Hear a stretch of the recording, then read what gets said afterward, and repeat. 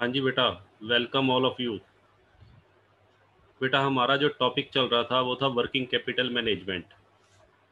और आज की क्लास में बेटा हमने जो टॉपिक कवर करना है that is sources of financing और फंडिंग द वर्किंग कैपिटल। कि वर्किंग कैपिटल की नीड को फुलफिल करने के लिए एक बिजनेस कौन कौन से सोर्सेज का बेटा इस्तेमाल कर सकता है। तो चलिए स्टार्ट करते हैं। हाँ जी बेटा, देखिए, वर्किंग कैपिटल की नीड को बेटा फुलफिल करने के दो सोर्सेज हैं, जिसमें से पहला तो है बेटा लॉन्ग टर्म सोर्स और दूसरा बेटा कौन सा है, short term. Long term sources को भी बेटा टू पार्ट्स में डिवाइड किया गया है, जिसमें जो सबसे पहला है वो है ऑन रिसोर्सेज और दूसरा है बेटा बोरोड रिसोर्सेज।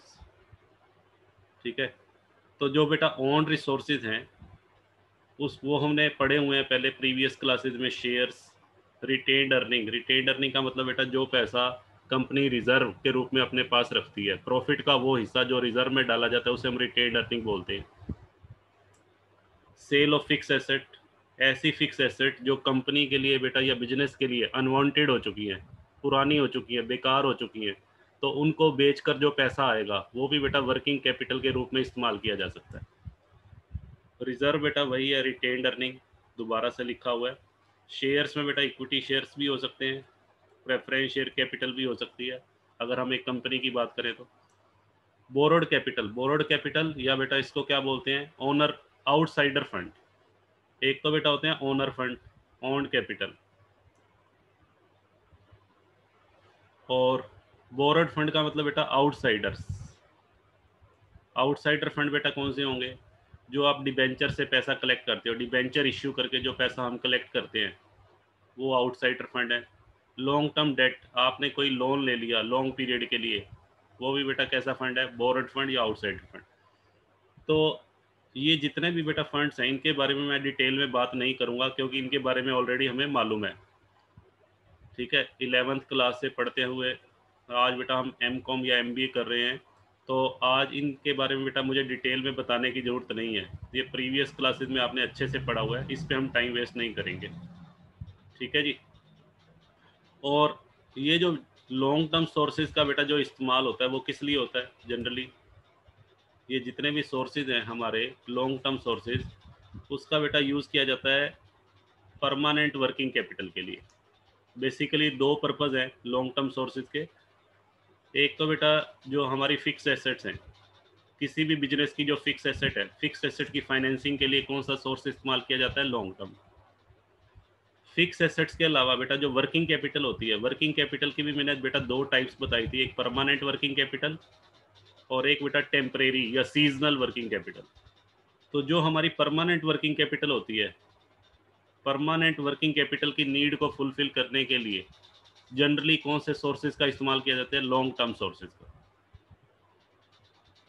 अब बेटा हम बात करते हैं short term sources. Short term sources में बेटा दो तरह के सोर्सेज में हैं, इंटरनल और एक्सटर्नल। इंटरनल सोर्सेज में बेटा सबसे पहला दिया हुआ है डेप्रिसिएशन फंड, फिर प्रोविजन फॉर टैक्सेशन और आउटस्टैंडिंग पेमेंट। ये तीनों बेटा मैं आपको डिटेल में बता चुका हूँ जब हमने फैक्टर्स अफेक्टिंग वर्किंग कैपिटल किया था। तो बेटा उस क्लास में जाकर आप ये तीनों पॉइंट्स पढ़ सकते हैं कि कैसे डेप्रिसिएशन जो है वो कैसे एक सोर्स का काम करता है of working capital. Provision for tax working capital के लिए सोर्स का कैसे काम करता है। ये बेटा तीनों पॉइंट्स मैंने आपको जब मैंने फैक्टर्स बताए थे, फैक्टर्स अफेक्टिंग वर्किंग कैपिटल, बहुत ही अच्छे पॉइंट हैं तीनों, वहाँ पर जाकर बेटा आप पढ़ सकते हो इनको। ठीक है जी, उसकी बेटा मैंने वीडियो क्लास लिंक में दी हुई है आपके डिस्क्रिप्शन बॉक्स में, वहाँ से बेटा आप ये क्लास ले सकते हैं। चलिए, अब बेटा आज जो हम चर्चा करेंगे जो शॉर्ट टर्म सोर्सेज, वो हैं एक्सटर्नल। एक्सटर्नल सोर्सेज बेटा trade credit, letter of credit, bank credit, advance received और फाइनेंस कंपनी। इनके बारे में बेटा हम बात करने वाले हैं।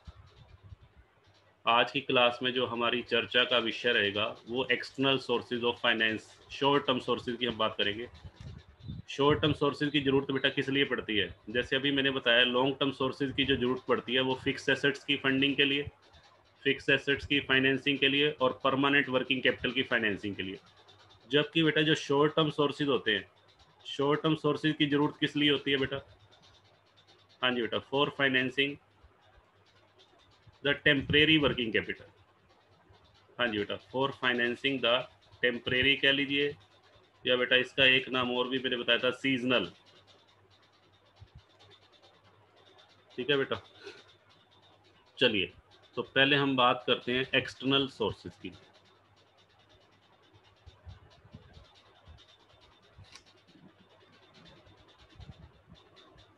एक्सटर्नल सोर्सेज में बेटा सबसे पहला है हमारा ट्रेड क्रेडिट।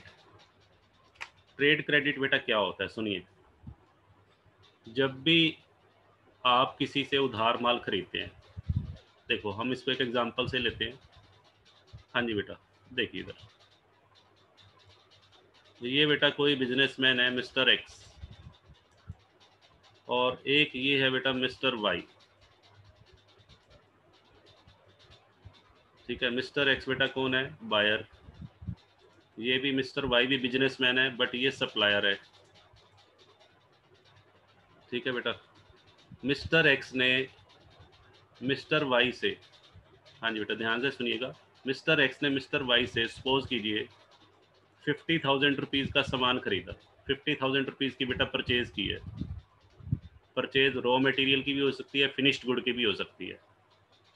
ठीक है, और मिस्टर वाई ने मिस्टर एक्स को बेटा टाइम पीरियड दे दिया पेमेंट करने के लिए। एक्स ने वाई को पेमेंट करनी है, क्योंकि एक्स ने वाई से 50,000 रुपीज़ की क्या की है? शॉपिंग की है या परचेज की है। उसके बदले में वाई ने मिस्टर एक्स को बेटा कितने महीने का टाइम दिया? सपोज करो 2 मंथ्स का। इसको बेटा क्या बोलते हैं? इस 2 मंथ्स को बोलते हैं ट्रेड क्रेडिट या क्रेडिट पीरियड। ट्रेड क्रेडिट कह लीजिए, और credit period allowed by supplier. Credit period allowed by supplier. तो ये बेटा एक फाइनेंसिंग का सोर्स है। यहाँ पर जो 50,000 रुपये का सामान खरीदा है, 50,000 रुपये की जो शॉपिंग की है मिस्टर एक्स ने, एक तरह से उसकी फाइनेंसिंग किसके द्वारा की गई है बेटा? मिस्टर वाई के द्वारा फाइनेंसिंग की गई है। किस माध्यम से? By allowing the trade credit. जो रॉ मटेरियल या फिनिश्ड गुड बेटा 50,000 का सामान किसने परचेज किया? एक्स ने। ठीक है, उसकी फाइनेंसिंग, सपोज करो एक्स ये सामान अगर नगद खरीदता तो इसका मतलब उसने फाइनेंसिंग किससे की है? अपने इंटरनल सोर्स से, कैश से। बट मिस्टर एक्स ने ये सामान वाई से उधार खरीदा है, इसका मतलब इस 50,000 के सामान के लिए बेटा जो फंडिंग हुई है या फाइनेंसिंग की गई है, वो किसके द्वारा की गई है? वाई के द्वारा। ठीक है, और मेथड कौन सा है? Trade credit. वाई ने जो फंडिंग की है वो in the form of trade credit. तो इसमें बेटा हम पढ़ते हैं सबसे पहली बात, ट्रेड क्रेडिट में क्या है। सबसे पहली बात देखिए, ट्रेड क्रेडिट में क्या लिखता है। ट्रेड क्रेडिट क्या है? एक ऐसा अरेंजमेंट है जहां पर सप्लायर अपने कस्टमर को, सप्लायर कौन था बेटा यहाँ हमारे एग्जांपल में? वाई। कस्टमर कौन था यहाँ पे? X. Pay their outstanding balances within the credit period. कितने महीने का बेटा क्रेडिट पीरियड अलाउ किया था? 2 मंथ्स का। अब ये ध्यान सुनिए, यहाँ पे जो क्रेडिट पीरियड अलाउ किया जाता है, वाई ने बेटा एक्स को 2 महीने का टाइम दिया है। किस बेस पे दिया है? उसके लिए बेटा वो क्या देखेगा? मिस्टर एक्स की गुडविल देखेगा। मिस्टर एक्स की मार्केट में गुडविल कैसी है? कोई भी सप्लायर अपने कस्टमर को बेटा क्रेडिट पीरियड तभी अलाउ करता है जब उसकी गुडविल अच्छी होती है। गुडविल कह लीजिए, या इसका दूसरा नाम क्या है? Credit worthiness. ठीक है, मार्केट में उसकी रेपुटेशन कैसी है। और बेटा उसके nature and size of business पे भी डिपेंड करता है कि मिस्टर एक्स का जो बिजनेस है उसका नेचर क्या है, किस टाइप का बिजनेस कर रहा है, और उसके बिजनेस का स्केल ऑफ ऑपरेशन कैसा है। ठीक है जी, उसके बिजनेस का स्केल भी देखा जाएगा। उसके बेस पे ही वाई डिसाइड करेगा कि मैं मिस्टर एक्स को उधार सामान बेचूं या ना बेचूं, और यदि बेचूं तो उसे कितना पीरियड अलाउ करूं। ये सारे डिसीजन बेटा वाई लेगा। किसके लिए? एक्स के लिए। और उसके लिए कुछ फैक्टर्स देखे जाएंगे, गुडविल हो गया, nature and size of business. चलिए, दूसरी बात, ये बातें तो सर हमें मालूम है, कोई बात नहीं बेटा, अभी नई बातें भी आएंगी। हाँ जी बेटा, देखते जाइए।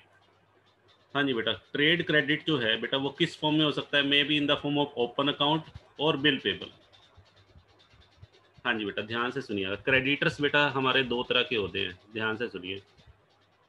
क्रेडिटर्स जो होते हैं वो दो तरह के होते हैं। एक क्रेडिटर्स तो ऐसे होते हैं जिनका सिर्फ बेटा ओपन अकाउंट होता है। ओपन अकाउंट का मतलब जस्ट उनका बुक्स के अंदर हम नेम लिख लेते हैं।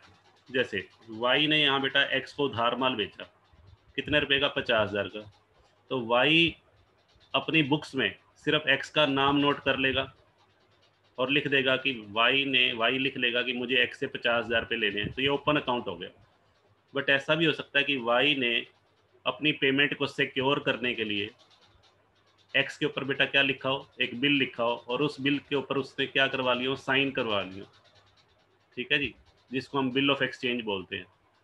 वो मिस्टर एक्स के लिए तो बेटा क्या हो जाएगा? B R mister. इसके लिए वाई के लिए तो बेटा बी आर हो जाएगा, और एक्स ने उस बिल की पेमेंट करनी है, इसके लिए बेटा क्या हो जाएगा? Bill payable. तो कहने का मतलब क्रेडिटर्स भी बेटा दो तरह के होते हैं, ओपन अकाउंट और बिल पेबल। ओपन अकाउंट वालों को बेटा हम सिंपल क्या बोलते हैं? क्रेडिटर्स और बिल पेबल। चलिए तीसरी बात। हाँ जी बेटा, अब बात करते हैं एडवांटेज क्या है। ये जो सोर्स ऑफ फाइनेंसिंग है, इस सोर्स ऑफ फाइनेंसिंग का फ़ायदा क्या है? ट्रेड क्रेडिट के बेनिफिट्स क्या हैं? सबसे पहला फ़ायदा, इसके अंदर बेटा किसी तरह की कोई फॉर्मेलिटी की ज़रूरत नहीं है। जैसे मान लीजिए मेरे को 50,000 रुपये का बेटा रॉ मटेरियल परचेज करना है या गुड्स खरीदनी है। उसके लिए अगर सपोज करो मैं बैंक से लोन लेता हूँ, बैंक से बेटा लोन लेता हूँ, तो बैंक मेरे से बहुत सारी फॉर्मेलिटीज़ पूरी करवाएगा, तभी बैंक मुझे लोन इश्यू करेगा, और तभी मैं उस लोन की हेल्प से 50,000 रुपये का रॉ मटेरियल परचेज कर पाऊंगा। बट यहाँ पर बेटा किसी तरह की कोई फॉर्मेलिटी नहीं है। यहाँ पे डिपेंड करते हैं कि आपके सप्लायर के साथ रिलेशन कितने अच्छे हैं। अगर मेरे रिलेशन बेटा सप्लायर के साथ अच्छे होंगे, मेरी मार्केट में रेपुटेशन अच्छी होगी, मैंने सप्लायर की पेमेंट करने में कभी आनाकानी नहीं की होगी, तो क्या मेरा सप्लायर मुझे ट्रेड क्रेडिट देने से मना करेगा? बिल्कुल भी बेटा नहीं करेगा। तो यहाँ पे फॉर्मेलिटीज़ की ज़रूरत नहीं है। यहाँ पे किस चीज़ की ज़रूरत है? रिलेशंस की। दूसरी बात, दूसरा बेटा क्या है? No flotation cost. हाँ जी बेटा, अगर मान लीजिए मैं ट्रेड क्रेडिट की बजाय किसी दूसरे सोर्स का इस्तेमाल करता हूँ, जैसे अभी मैंने एग्जांपल लिया कि 50,000 रुपये का रॉ मटेरियल खरीदने के लिए बेटा मैं बैंक से लोन लेता हूँ। तो बैंक से अगर मैं लोन लूँगा, तो लोन लेते हुए बेटा बहुत सारे खर्चे भी होते हैं। आपको फाइल्स की प्रोसेसिंग करवानी पड़ेगी, आपको तरह तरह की फॉर्मेलिटीज़, उनके ऊपर खर्चा भी आएगा। उसको फ्लोटेशन कॉस्ट बोलते हैं। जब भी बेटा हम किसी सोर्स ऑफ फाइनेंस से पैसा अरेंज करते हैं, उसके लिए जो हमें कॉस्ट बियर करनी पड़ेंगी, जो खर्चे करने पड़ेंगे, उसे हम फ्लोटेशन कॉस्ट बोलते हैं। जैसे आप शेयर इश्यू करते हैं तो शेयर इश्यू एक्सपेंसेस होते हैं, वो फ्लोटेशन कॉस्ट है। डिबेंचर इश्यू करते हैं तो डिबेंचर इश्यू एक्सपेंसेस, वो फ्लोटेशन कॉस्ट है। ऐसे ही बैंक से अगर आप लोन लेते हैं तो उसके लिए भी बेटा कुछ एक हमें फीस वगैरह देनी पड़ती है बैंक की, that is called flotation cost. तो ये बेटा हमारा फ़ायदा है, इसमें कोई फ्लोटेशन कॉस्ट की ज़रूरत नहीं है ट्रेड क्रेडिट के केस में। और फ्लेक्सिबल, सबसे बड़ी बात, ट्रेड क्रेडिट बेटा फ्लेक्सिबल है। फ्लेक्सिबल का मतलब बेटा, मान लीजिए अगर मेरी जेब में बेटा पैसे हैं, मिस्टर एक्स जो बायर है वो कहता है जी मेरे पास पेमेंट करने के लिए पैसे हैं तो बेटा वो कैश देकर पेमेंट कर देगा, अदरवाइज वो ट्रेड क्रेडिट ले लेगा। ठीक है। अगर उसकी जेब में 20,000 रुपये हैं, मिस्टर एक्स की जेब में 20,000 है, तो 20,000 रुपये कैश दे देगा और 30,000 का सामान उधार खरीद लेगा। तो कहने का मतलब फ्लेक्सिबिलिटी है। जब चाहे आप इसकी पेमेंट कैश में भी करके माल खरीद सकते हो, और जब पैसे ना हो तो बेटा अपने सप्लायर से रिक्वेस्ट करके उधार खरीद लो। तो किसी भी तरह की कोई कंपल्शन नहीं है, आपके कोई बाउंडेशन नहीं है। इसीलिए हम ये कहते हैं कि ये जो सिस्टम है ये फ्लेक्सिबल है। चलिए आगे बढ़ते हैं। अब इसके ड्रॉबैक्स क्या हैं? ट्रेड क्रेडिट के बेटा जो ड्रॉबैक्स हैं, अब उन पे चर्चा करते हैं। सबसे बड़ा बेटा ड्रॉबैक क्या है ट्रेड डिस्काउंट का? अगर जब भी कोई बिजनेसमैन अपने सप्लायर से उधार माल खरीदेगा, तो उसका बेटा सबसे बड़ा ड्रॉबैक क्या है? कैश डिस्काउंट का नुकसान हो जाएगा। जनरली क्या होता है? जनरली बेटा ये होता है कि जब भी हम कोई चीज़ नगद खरीदते हैं, हाँ जी बेटा, जब भी हम कोई चीज़ नकद खरीदते हैं तो जनरली हमारे जो सप्लायर होते हैं वो हमें कैश डिस्काउंट ऑफ़र करते हैं, ठीक है जी? या कैशबैक ऑफ़र करते हैं। आजकल अगर आप ऑनलाइन शॉपिंग करते हैं तो आपने देखा होगा, अगर आप क्रेडिट कार्ड से या डेबिट कार्ड से कैश पेमेंट करोगे तो आपको कैशबैक मिलता है। एक तरह से होता है वो बेटा कैश डिस्काउंट ही है। बट अगर आप उधार माल खरीदोगे, उधार माल खरीदने में बेटा आपको कैश डिस्काउंट कोई भी नहीं देगा, ठीक है जी? तो सबसे बड़ा लॉस आपको कैश डिस्काउंट का है। दूसरा, इंक्रीज़्ड प्राइसेज़।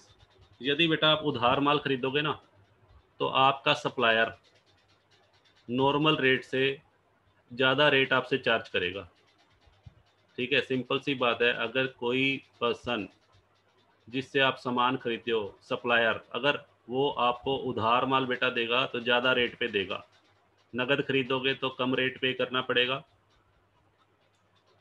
और तीसरी बात बेटा क्या प्रॉब्लम आ सकती है, may have to face legal problems, legal hurdles भी आ सकती हैं। मान लीजिए आपके सप्लायर ने आपके ऊपर बेटा क्या लिख दिया, बिल पेबल, और उस पर आपके साइन करवा लिए उसने, ठीक है जी? उसके ऊपर बेटा साइन करवा लिए बिल ऑफ एक्सचेंज के ऊपर। कल को यदि आप बिल ऑफ एक्सचेंज के अंदर जो टाइम पीरियड लिखा हुआ है, उस निर्धारित समय के अंदर यदि आप पेमेंट नहीं करोगे, तो आपका जो सप्लायर है उस बिल के डिसऑनर होने पर आपके अगेंस्ट बेटा कानूनी कार्यवाही भी कर सकता है, ठीक है? तो वहाँ पर आपको लीगल हर्डल्स भी बेटा आ सकती हैं। तो ये बेटा ड्रॉबैक है, 3 बड़े ड्रॉबैक हैं, ठीक है? अब हमने ये देखना है कि ट्रेड क्रेडिट हमें लेना चाहिए या नहीं लेना चाहिए। अगर मैं बायर के पॉइंट ऑफ व्यू से बात करूँ कि बायर, अगर मान लीजिए मैं एक बायर हूँ और मेरा सप्लायर मुझे उधार माल दे रहा है, तो बेटा मुझे वो उधार माल खरीदना चाहिए या नहीं खरीदना चाहिए, या किसी दूसरे सोर्स का इस्तेमाल करना चाहिए? इस बात का डिसीजन कैसे लेते हैं? देखिए,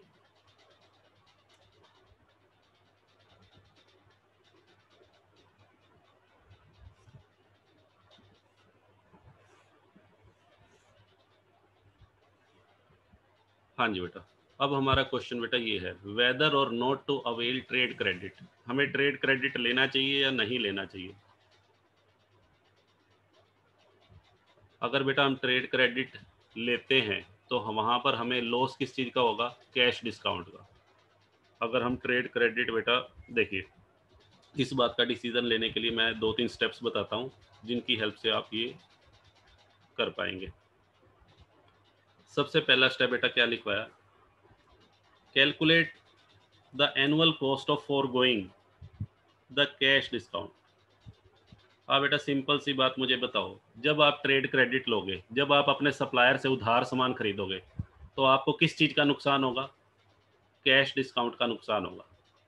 तो कैश डिस्काउंट की वजह से आपको जो कॉस्ट बियर करनी पड़ेगी, हाँ जी बेटा, कैश डिस्काउंट के ऊपर जो हमें कॉस्ट बियर करनी पड़ेगी, पहले हमें वो कैलकुलेट करनी पड़ेगी भी कैश डिस्काउंट से मुझे कितने का नुकसान हुआ है, ठीक है? या ये कह लो, उधार माल खरीदने से, यदि मैं अपने सप्लायर से उधार माल खरीदता हूँ तो बेटा मुझे कितने का नुकसान होगा, वो मुझे कैलकुलेट करना पड़ेगा,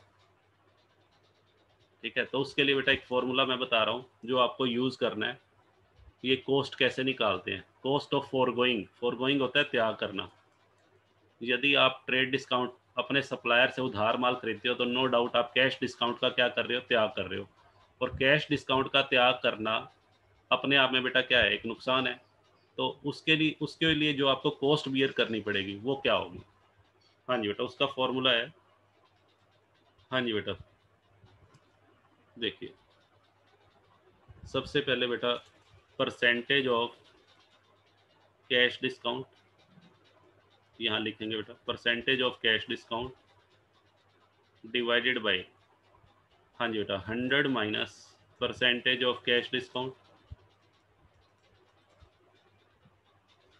मल्टीप्लाइड बाय 365 डेज, हाँ जी बेटा, और divided by credit period, CP का मतलब बेटा क्रेडिट पीरियड, और माइनस डिस्काउंट पीरियड। हाँ जी बेटा, credit period minus discount period. यहाँ मैं लिख देता हूँ बेटा, सीपी का मतलब क्या है? सीपी का मतलब है क्रेडिट पीरियड, और डीपी का मतलब बेटा डिस्काउंट पीरियड।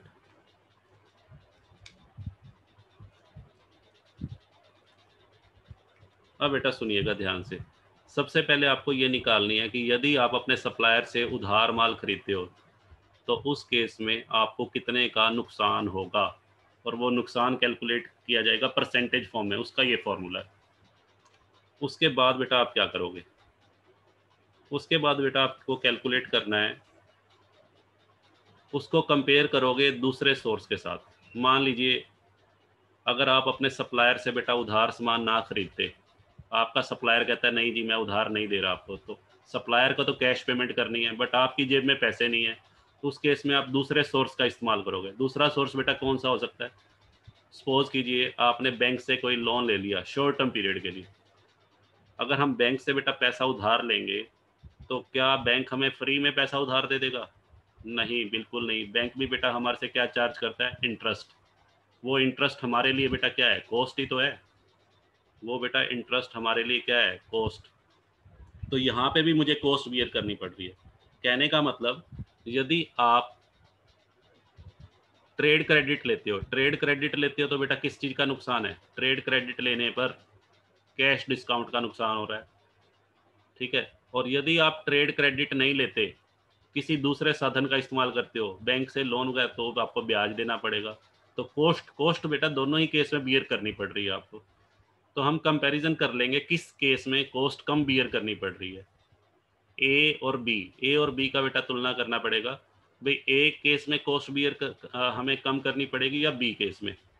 तो ये बेटा आपको गिवन होगी क्वेश्चन के अंदर, ये आपको गिवन होगा। अच्छा, फिर क्या करेंगे बेटा? थर्ड स्टेप में बेटा हम क्या करेंगे? If A greater than B. हाँ जी बेटा, अगर ए बी से ग्रेटर है, ध्यान से सुनिए, अगर ए बी से ग्रेटर है, ए क्या थी? ए थी बेटा cost of availing the trade credit. यदि आप सप्लायर से उधार सामान खरीदते हो, तो आपको कितने परसेंट का नुकसान हो रहा है due to forgoing of cash discount. और यदि आप किसी दूसरे सोर्स का इस्तेमाल करते हो, बैंक से लोन वगैरह लेते हो, तो कितनी कॉस्ट बियर करनी पड़ेगी। अगर फर्स्ट केस में जो कॉस्ट आपको बेटा ज़्यादा बियर करनी पड़ रही है, यानी कि ए इज कॉस्टली, ए बेटा ज़्यादा कॉस्टली है किसकी तुलना में? बी के केस। तो उस केस में हम क्या करेंगे बताओ? Then do not avail credit. बेटा ट्रेड क्रेडिट का यूज़ मत करो, ठीक है। Do not avail trade credit. इस केस में हमें ट्रेड क्रेडिट को भूल जाना चाहिए, हमें उधार माल सप्लायर से नहीं खरीदना चाहिए। तो उधार माल बेटा हम कब खरीदेंगे? उधार माल हम तब खरीदेंगे जब हमारी ए लेस देन बी हो। हाँ जी बेटा, अगर ए बी से कम है, यानी कि सप्लायर से उधार माल खरीदने पे हमें कम कॉस्ट बियर करनी पड़ रही है, बजाय कि किसी दूसरे साधन से पैसा अरेंज करने की बजाय, तो इस केस में हमें ये बेटा यूज़ करना पड़ेगा। कौन सा ऑप्शन चूज़ करना पड़ेगा? ए, ठीक है जी। उस केस में आप ट्रेड क्रेडिट ले सकते हो। तो ट्रेड क्रेडिट सप्लायर से उधार माल खरीदना चाहिए या नहीं खरीदना चाहिए, उसका निर्णय, डिसीजन, ये बेटा 4 स्टेप्स की आप हेल्प से लेंगे। अगर इन 4 स्टेप्स की कैलकुलेशन आपको अलाउ कर रही है ट्रेड क्रेडिट के लिए, तो बेटा ले लेना चाहिए, अदरवाइज नहीं लेना चाहिए। तो चलिए एक सम करते हैं इसके ऊपर बेटा। एक सम है मेरे पास आपके लिए, बहुत ही बढ़िया सम है, देखिए। हाँ जी बेटा, क्या कहता है इस सम में? एक्स लिमिटेड, हाँ जी बेटा, एक्स लिमिटेड एक कंपनी है, उसने बेटा गुड्स खरीदी कितने की? 55 लाख की, और क्रेडिट टर्म्स 2/10 नेट 40। हाँ जी बेटा, क्रेडिट टर्म्स क्या है? ध्यान से सुनिएगा। क्रेडिट टर्म्स बेटा हमें दी हुई हैं 2/10 नेट 40। हाँ जी बेटा, इस लाइन का पहले मीनिंग समझिए, इसका क्या मतलब है बेटा। हाँ जी बेटा, इसका मतलब बेटा ये है कि जो मेरा सप्लायर है, मेरे सप्लायर ने मुझे पेमेंट करने के लिए कितने दिन का टाइम अलाउ किया है? 40। ये 40 बेटा क्या है? Credit period. हाँ जी बेटा, 40 is the credit period allowed by supplier. ये बेटा 10 क्या है? 10 ये है कि यदि मेरे सप्लायर ने मुझे कहा है कि यदि आप, वैसे तो मैं आपको 40 दिन का समय दे रहा हूँ, यदि आप मेरी पेमेंट 10 दिन में कर दोगे, तो मैं आपको 2% डिस्काउंट दूंगा। 2/10 का मतलब ये है कि आपका सप्लायर आपको 2% आपसे कम पेमेंट लेगा यदि आप कितने दिन में पेमेंट कर देते हो, 10 डेज में। तो ये बेटा डिस्काउंट पीरियड है, इसको डिस्काउंट पीरियड कहेंगे। डिस्काउंट पीरियड बेटा कितने डेज का है, 10। क्रेडिट पीरियड तो है बेटा 40 डेज। डिस्काउंट पीरियड कितने डेज का है, 10 डेज का। और percentage of cash discount, percentage of cash discount बेटा है 2%। इसको बेटा ये परसेंटेज है, ठीक है। इस लाइन का ये मतलब है, इसको हमेशा बिजनेस की लैंग्वेज में ऐसे ही लिखते हैं, 2/10 नेट 40। दोबारा से मीनिंग समझ लीजिए, 40 दिन का समय दिया गया आपको पेमेंट करने के लिए। यदि आप 10 दिन में पेमेंट कर देते हो तो 2% आपको बेटा डिस्काउंट देने के लिए रेडी है। कौन, सप्लायर। तो अब बेटा हम क्या करेंगे, सबसे पहले मैं निकालूंगा cost of availing trade credit. हाँ जी बेटा, सबसे पहले मैं निकाल रहा हूँ cost of availing trade credit. यानी कि यदि मैं अपने सप्लायर से उधार माल खरीदता हूँ तो मेरे को कितना नुकसान होगा, इसको ए से रिप्रेजेंट करेंगे। उसका बेटा फॉर्मूला लिखा हुआ है ये, मैं इस फॉर्मूले में डायरेक्ट वैल्यूज पुट कर दूँ। हाँ जी सर, पुट कर दो, फॉर्मूला हमें याद हो गया बिल्कुल बेटा। तो मैं डायरेक्ट वैल्यू पुट कर रहा हूँ, percentage of cash discount. Percentage of cash discount बेटा 2 है, ऊपर मैंने 2 लिख दिया। 100 minus percentage of cash discount, percentage of cash discount बेटा 2 मल्टीप्लाइड बाय 365 अपॉन, हाँ जी बेटा, credit allowed, credit period allowed 40 और डिस्काउंट पीरियड बेटा कितना है, डिस्काउंट पीरियड है 10। ठीक है बेटा, ये हमारा क्या है, सीपी और ये डीपी। डीपी का मतलब डिस्काउंट पीरियड और ये क्रेडिट पीरियड। तो इसको बेटा कैलकुलेट कर लेते हैं एक बार, इसको कैलकुलेट करके देखते हैं कितना। डेज बेटा 360 ले लेते हैं हम, क्योंकि यहाँ पे क्वेश्चन के अंदर 360 है तो यहाँ 360 ले लेंगे। ठीक है जी, फॉर्मूले में यहाँ पे, ठीक है। 365 का है तो 365 ले लेना। इसको बेटा मैंने सोल्व कर लिया, ये 24.49 बेटा परसेंटेज आ रही है। ठीक है, ये आ गया cost of availing the trade discount, cost of availing the trade credit, sorry. हाँ जी, यदि हम अपने सप्लायर से उधार माल खरीदते हैं तो बेटा इतना नुकसान होगा हमें, 24.49% का, इतनी कॉस्ट हमें बियर करनी पड़ेगी। अब देखते हैं, यदि बेटा मैं मार्केट से या बैंक से लोन लेता हूं तो बैंक मुझे किस रेट पे लोन देने को तैयार बैठा है, 8%। ये बेटा है cost of availing other source, cost of using या अवेलिंग अदर सोर्स। अगर बेटा मैं दूसरे साधन का इस्तेमाल करता हूँ, जैसे सपोज कीजिए बैंक से लोन वगैरह ले लेता हूँ, तो बैंक बेटा मेरे को किस रेट पे लोन देने को तैयार बैठा है, 18%। अब आप बेटा कंपेयर कर लो, अगर आप सप्लायर से माल खरीदते हो उधार तो इतने परसेंट का नुकसान है, और बैंक से लोन लेते हो तो 18% का नुकसान है। तो इस केस में बेटा हम कौन सा ऑप्शन एक्सेप्ट करेंगे, अगर मेरे को कहा जाए कि कौन सा ऑप्शन एक्सेप्ट करना चाहिए, तो कौन सा जिसमें कम नुकसान हो रहा है। तो यहाँ पे बेटा मुझे ट्रेड क्रेडिट या जो कैश डिस्काउंट का जो ऑफर था वो एक्सेप्ट नहीं करना चाहिए। ठीक है जी, यहाँ मेरे से पूछा हुआ है अवेल कैश डिस्काउंट और नॉट। तो यहाँ पे बेटा जो हमारा ए है, डिसीजन क्या होगा, A is greater than B. A बेटा बी से क्या है, ग्रेटर है। तो इसका मतलब है हमें ट्रेड क्रेडिट जो है नहीं लेना चाहिए, we should reject the trade credit. ठीक है बेटा, क्योंकि ट्रेड क्रेडिट लेने से बेटा हमें कैश डिस्काउंट का नुकसान हो रहा है, और कैश डिस्काउंट की वजह से जो नुकसान हो रहा है वो बहुत ज़्यादा है, 24.49%। तो यहाँ पे बेटा मुझे ट्रेड क्रेडिट का यूज़ नहीं करना, मुझे दूसरे सोर्स का इस्तेमाल करना चाहिए। तो ये बेटा ए पार्ट हो गया। और अगर बी पार्ट की बात करें, बी पार्ट में बेटा 30% के साथ कंपेयर कर लो, 24.49 को 30%, यानी कि यहाँ पे क्या हो गया, ए जो है, ए बेटा लेस देन बी है, ये बी हो गया। बी की वैल्यू बेटा अब 30% है। तो इस केस में हमें क्या करना चाहिए, we should avail the trade credit. तो हमेशा बेटा दो चीज़ों की तुलना करनी है आपने। ठीक है, किस किस की, एक तो बेटा अगर आप ट्रेड क्रेडिट लेते हैं तो ट्रेड क्रेडिट लेने से कितना नुकसान हो रहा है और दूसरे साधन का इस्तेमाल करके आपकी कितनी कॉस्ट आपको बियर करनी पड़ेगी। दोनों कॉस्ट को कंपेयर कर लो, जिसमें बेटा कॉस्ट क्या आ रही हो, कम आ रही हो, उस साधन का इस्तेमाल कर लो। सिंपल सी बात है। हाँ जी बेटा, होप सो क्लियर है। ये फॉर्मूला बेटा मैं इसको एक बार बॉक्स में डाल देता हूँ, हाईलाइट कर देता हूँ आपके लिए। ठीक है, ये फॉर्मूला आपको ध्यान रखना है।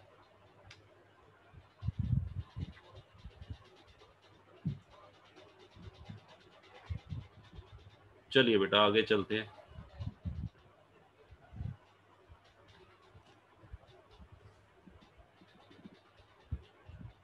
अब बेटा जो दूसरा सोर्स है, एक सोर्स बेटा हमारा हो गया ट्रेड क्रेडिट। अब सेकंड सोर्स है वर्किंग कैपिटल की जो फाइनेंसिंग नीड को फुलफिल करने के लिए, वर्किंग कैपिटल की रिक्वायरमेंट को पूरा करने के लिए जो हमारा बेटा दूसरा साधन है वो है discounting of bill of exchange. हाँ जी बेटा, discounting of bill of exchange बेटा आपने 11th क्लास में पढ़ा है। बिल ऑफ एक्सचेंज में डिस्काउंटिंग बेटा क्या होता है? डिस्काउंटिंग का मतलब होता है बिल को बेटा सेल कर देना। Discounting is an act of selling a bill to obtain payment before its maturity. हाँ जी बेटा, इसका मतलब क्या है? देखिए मैं फिर से वही एग्जांपल ले रहा हूँ, वैसे सब आपको पता है। लो बेटा, ये मिस्टर एक्स है, कौन है? बायर। सप्लायर बेटा कौन है? Mister Y. ये बेटा बायर हो गया और ये बेटा क्या हो गया? सप्लायर। अब ध्यान से सुनिएगा, सप्लायर ने बायर को बेटा 50,000 रुपये का सामान बेच दिया, ठीक है, या मिस्टर एक्स ने वाई से कितने का सामान खरीद लिया? 50,000 का। कैसे खरीदा है? क्रेडिट, उधार खरीदा है। उधार खरीदा है, या तो वाई उसका ओपन अकाउंट खोलेगा एक्स का, या बेटा क्या होगा, ओपन अकाउंट की बजाय bill payable, bill of exchange. Y ने बेटा इसके ऊपर क्या लिख दिया? वाई ने एक्स के ऊपर एक बिल लिख दिया। वो बिल एक्स ने बेटा साइन करके वाई को लौटा दिया। एक्स के लिए वो बिल बेटा क्या कहलाएगा? बिल पेबल, क्योंकि एक्स ने उसकी पेमेंट करनी है और वाई को पेमेंट मिलनी है। वाई के लिए बेटा वो बी आर है, बिल रिसीवेबल। ठीक है जी। और मान लीजिए उस बिल का टाइम पीरियड है 2 मंथ्स का। बिल का जो टाइम है 2, यानी कि उस बिल के अंदर एक्स ने प्रॉमिस किया है वाई को कि मैं 2 महीने के बाद पैसे दे दूंगा। ठीक है जी। बट वाई ने बेटा क्या किया? वाई ने 2 महीने का इंतजार किए बिना उस बिल को बेटा कहाँ दे दिया? उस बिल को बैंक के पास दे दिया और बैंक से उस बिल को क्या करवा लिया? डिस्काउंट। हाँ जी बेटा, बैंक से उस बिल को क्या करवा लिया? डिस्काउंट करवा लिया। बैंक इस तरह का बेटा काम करते हैं। यदि किसी व्यक्ति के पास बी आर हैं तो बैंक बेटा उन बी आर को क्या कर लेता है? डिस्काउंट। डिस्काउंट का मतलब बैंक उस बी आर को अपने पास रख लेगा और उस बी आर में से कुछ परसेंटेज बेटा वो डिस्काउंट काट के बाकी पेमेंट वो वाई। मान लीजिए वो 50,000 रुपये का बी आर था, बैंक को जिससे डिस्काउंट करवा लिया। बैंक ने क्या किया? बैंक ने बेटा 500 रुपये काट लिए, उस बी आर के 500 रुपये काट के, और वाई को कितने की पेमेंट कर दी? हाँ जी बेटा, बैंक ने वाई को पेमेंट कर दी कितने रुपए की? 49,500 रुपये की। ठीक है, तो वाई को पैसा मिल गया। वाई को बेटा जो सप्लायर था उसको पैसा मिल गया। ये पैसा क्या है बेटा? Source of working capital. ये पैसा वो वर्किंग कैपिटल के लिए इस्तेमाल कर सकता है। तो ये हम बात कर रहे थे कि वर्किंग कैपिटल की फाइनेंसिंग का सोर्स बेटा ये भी है डिस्काउंटिंग भी। अपने बिल को डिस्काउंट करवा लो और बैंक से पैसे ले लो। ठीक है जी।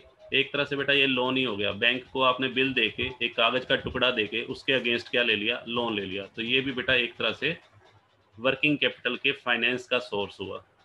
ठीक है, बट हाँ थोड़ी सी कॉस्ट बियर करनी पड़ी। 500 रुपये का बेटा आपको नुकसान हो गया। ठीक है जी। तो discounting is an act of selling a bill to bank to obtain payment before its maturity. 2 महीने से पहले ही बेटा आपको पैसा मिल गया। चलिए आगे बढ़ते हैं। हाँ जी बेटा, अब क्या कहता है? दूसरी बात बेटा क्या ध्यान रखनी है? When the goods are sold on credit, the supplier generally draw bill of exchange upon customer। अभी बेटा ये सारी बातें मैं बता चुका हूँ। Who are required to accept the same। ठीक है जी। कस्टमर का मतलब बायर, बायर उसको एक्सेप्ट करेगा। और ऐसे बिल की अवधि बेटा 2 महीने, 3 महीने, 6 महीने तक हो सकती है। जनरली 3 से बेटा 6 महीने का पीरियड होता है। हाँ जी बेटा। और सप्लायर क्या करेगा, instead of holding the bill, उस बिल को मैच्योरिटी तक अपने पास संभाल के रखने की बजाय, हाँ जी बेटा, उस बिल को मैच्योरिटी डेट तक अपने पास संभाल के रखने की बजाय कंपनीज बेटा क्या करती हैं, कंपनीज या सप्लायर कह लो, generally prefer to get them discounted, उसको बैंक से क्या करवा लेते हैं, डिस्काउंट, ताकि उस पैसे को बेटा यूज किया जा सके। उस पैसे को किस पर्पज के लिए जनरली यूज किया जाता है, फॉर मीटिंग द या for fulfilling the working capital needs. ठीक है बेटा, ये सारा आपने पढ़ा हुआ है, मुझे डिटेल में बेटा बताने की आवश्यकता नहीं है। चलिए नेक्स्ट सोर्स बेटा कौन सा है, नेक्स्ट है बेटा बैंक ओवरड्राफ्ट। ये बेटा हमारा थर्ड सोर्स है, अभी तक हम 2 सोर्सेज कर चुके हैं, थर्ड सोर्स बेटा हमारा बैंक ओवरड्राफ्ट है। बैंक ओवरड्राफ्ट बेटा क्या होता है, बैंक ओवरड्राफ्ट होता है जब बैंक आपको करंट अकाउंट में जितना पैसा है उससे ज़्यादा पैसा निकलवाने की सुविधा आपको देता है, उसको हम बेटा क्या बोलते हैं, बैंक ओवरड्राफ्ट। ठीक है, नाम से क्लियर है, ओवरड्राफ्ट, जितना पैसा आपके करंट अकाउंट में पड़ा है यदि उससे ज़्यादा पैसा निकलवाने की फैसिलिटी कोई बैंक आपको प्रोवाइड करता है तो उसे बेटा हम बोलते हैं ओवरड्राफ्ट। देखिए क्या कहता है, an arrangement whereby the bank allows the customers, ठीक है जी, टू ओवरड्रॉ, ओवरड्रॉ कह लो या to withdraw from its current deposit account within a specified limit. ठीक है बेटा, यहाँ पे ओवरड्रॉ लिखा हुआ है, विदड्रॉ होता है पैसा निकालना, ओवरड्रॉ होता है जितना पैसा आपके खाते में है अकाउंट में उससे ज़्यादा निकालना। ठीक है, और with in a specified limit, उसमें भी बेटा बैंक एक लिमिट फिक्स कर देगा। जैसे मान लीजिए सपोज करो किसी बिजनेसमैन के करंट अकाउंट में 5 लाख रुपए हैं, ठीक है, और बैंक ने उसको कह दिया कि आप 6 लाख रुपए तक निकलवा सकते हो। ठीक है जी, 5 लाख रुपए पड़े हैं जबकि उसको लिमिट कितने की दे रखी है, 6 लाख की, तो बैंक उसकी एक लिमिट डिसाइड करता है भाई हाँ इतनी लिमिट तक आप निकाल सकते हो, भाई कितना पैसा आप एक्सेस निकाल सकते हो, और ये लिमिट बेटा टाइम टू टाइम चेंज करता रहता है बैंक। अब देखिए इसकी बेटा खास बात क्या है इस मेथड की बैंक ओवरड्राफ्ट में। ठीक है, अगर बिजनेसमैन को बेटा वर्किंग कैपिटल के लिए पैसे की जरूरत है तो वर्किंग कैपिटल के लिए इस सोर्स का इस्तेमाल जनरली बिजनेसमैन करते हैं। ठीक है, और इंटरेस्ट बेटा जो लगेगा, इंटरेस्ट जो लगता है only on the amount actually overdraw. ठीक है जी, इंटरेस्ट बेटा सिर्फ उसी अमाउंट पे लगेगा जो वास्तव में निकाला गया है। जैसे 5 लाख तो बेटा उसके खुद के हैं और लिमिट बेटा उसकी कितने की डिसाइड कर दी, 6 लाख की। अब सपोज करो, हाँ जी बेटा, सपोज करो अकाउंट होल्डर ने या बिजनेसमैन ने बेटा 5.5 लाख रुपए निकाल लिए। ठीक है जी, अब 5.5 लाख में बेटा 5 लाख तो उसके अपने ही थे, 5 लाख तो उसके खुद के हैं, एक्स्ट्रा कितने निकाले हैं वो देख लो। एक्स्ट्रा वो 1 लाख रुपए तक निकाल सकता था जबकि निकाले कितने हैं, 50,000 रुपये निकाले हैं, ओवरड्रॉन, इतना पैसा ओवरड्रॉ किया है, तो इसी के ऊपर इंटरेस्ट बेटा लगेगा। एक तरह से बेटा बिजनेसमैन ने बैंक से 50,000 का क्या ले लिया, लोन ले लिया, ओवरड्रॉ कर लिया, तो इसी अमाउंट के ऊपर बेटा इंटरेस्ट लगेगा। ठीक है जी, पूरे 1 लाख पे इंटरेस्ट नहीं लगेगा क्योंकि लिमिट तो बेटा 1 लाख की है फालतू, जबकि उसने निकाले हैं 50 तो 50, अगर 25 निकाले हैं तो 25 पे लगेगा। चलिए, हाँ जी बेटा, और दूसरी बात, कितने पीरियड का इंटरेस्ट लगेगा, ये तो हमने कह दिया कितने अमाउंट पे लगेगा, अमाउंट जो एक्चुअली ड्रॉन होगा, और पीरियड बेटा क्या होगा, पीरियड की बात करते हैं। पीरियड बेटा ऑफ यूज देखना है, period of use, period of use का मतलब जितने पीरियड तक वो पैसा आपके करंट अकाउंट में डेबिट रहा, डेबिट बैलेंस शो करेगा। जैसे सपोज कीजिए, हाँ जी बेटा, 5,50,000 रुपये निकाल लिए बेटा, 50,000 रुपये फालतू हो गए, आपके अकाउंट में 5 लाख रुपए थे क्रेडिट, आपने विड्रॉ कितने कर लिए, 550 कर लिए, तो 50,000 रुपये का बेटा आपके अकाउंट में डेबिट बैलेंस हो गया अब। ठीक है बेटा, ये आपके अकाउंट में क्रेडिट था, इतने आपने निकाल लिए, तो अब आपका अकाउंट 50,000 रुपये से डेबिट शो कर रहा है। यानी कि आपने बैंक को 50,000 रुपये देने हैं। मान लीजिए ये 50,000 रुपये का डेबिट बैलेंस आपका कितने महीने रहा? सपोज करो ये 50,000 का डेबिट बैलेंस बेटा आपका 1 मंथ रहा। जितने पीरियड ये 50,000 का डेबिट बैलेंस रहेगा उतने महीने का इंटरेस्ट देना पड़ेगा, उतने पीरियड का। तो 1 मंथ डेबिट बैलेंस रहा है ये 50,000। 1 महीने के बाद बिजनेसमैन ने पैसा लौटा दिया बैंक को, ठीक है, ये 50,000 रुपये लौटा दिया, तो 1 महीने का बेटा ब्याज लग जाएगा 50,000 के ऊपर 1%। और जो भी बेटा रेट है, मान लीजिए रेट में मान लेता हूँ, सपोज करो 6% है, तो 3,000 रुपये बेटा ब्याज के लग जाएंगे, ब्याज देना पड़ेगा। ठीक है जी। आजकल तो बेटा बैंक ओवरड्राफ्ट अब पुराना हो गया, आजकल अब क्या चल पड़े हैं, क्रेडिट कार्ड।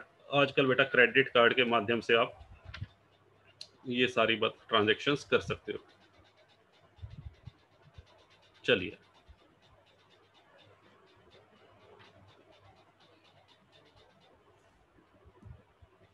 हाँ जी बेटा, उसके बाद बेटा हम बात करते हैं कैश क्रेडिट। कैश क्रेडिट बेटा क्या होता है, सुनिएगा ध्यान से।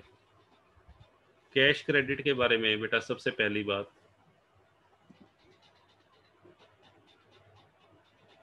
हाँ जी बेटा, कैश क्रेडिट बेटा एक अरेंजमेंट है जिसके अंदर बैंक क्या करता है, अपने बोरोर की, बैंक अपने बोरोर की एक लिमिट फिक्स कर देता है, ठीक है जी, कि कितना पैसा वो निकाल सकता है with in a specified limit. उस लिमिट को बेटा क्या बोलते हैं, कैश क्रेडिट लिमिट। इसके अंदर बेटा एक लिमिट डिसाइड कर दी जाती है, उस लिमिट के अंदर जो भी पैसा विड्रॉ करोगे उसी के ऊपर बेटा इंटरेस्ट लगेगा। बट खास बात क्या है, अब आप कहोगे सर बैंक ओवरड्राफ्ट में भी ऐसा था। बैंक ओवरड्राफ्ट में तो बेटा जो पैसा मिलता है, बैंक ओवरड्राफ्ट की फैसिलिटी जो अवेल करता है उसका बैंक के अंदर करंट अकाउंट होना जरूरी है।